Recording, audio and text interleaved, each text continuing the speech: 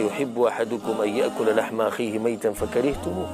دا خو ورور چې مړ ته غوښه خوري، ولې الله سبحانه وتعالی وایي چې مړ ورور غوښه خوري؟ ځکه چې کوم سړي پسې چې ته خبرې کوې هغه هم داسې پشي شادن لکه مړ چې مړ لکه څوک غوښه پرې کوي هغه ته څه پته لګي؟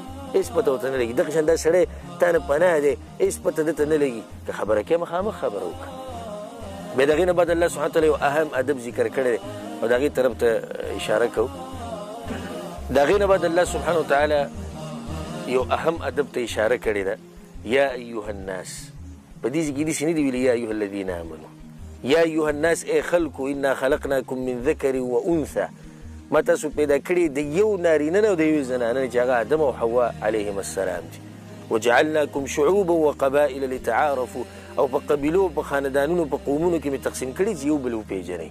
په دې کې به زه څو خبرې کوم او زه ګوره بار بار د علما کرام نه معافي غواړم که زما دا خبرې اوږدې شي، خو د معاشرې دپاره به فایدهمنې انشاءالله.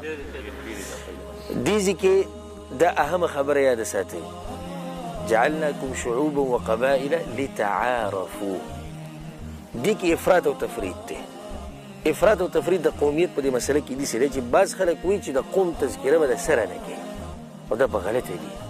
قوم تذکره به کوي خو د دې لپاره چې موږ وپېژندی شو چې بهی دا د پلاني قوم سره تعلق ساتي، د پلاني ملک سره تعلق ساتي. دې کې هېڅ حرج نشته، بلکې دا خو خبره نه شو چې سړی خپل نسب ورکوي، خپل قوم ورکوي. قوم او نسب هر څه یاد ساته، خو لتعارفوا فقط چې یو بل پې وپېژنئ. زما خصوصا پښتنو ته دا پیغام دی د دې مبارک چینل نه چې د هغې نوم پیغام دی. دا پیغام د پیغام چینل نه دی، خصوصا پښتنو ته دی چې دا خبرې نورې پرېږدي چې دا افغانی دی او دا پاکستانی دی.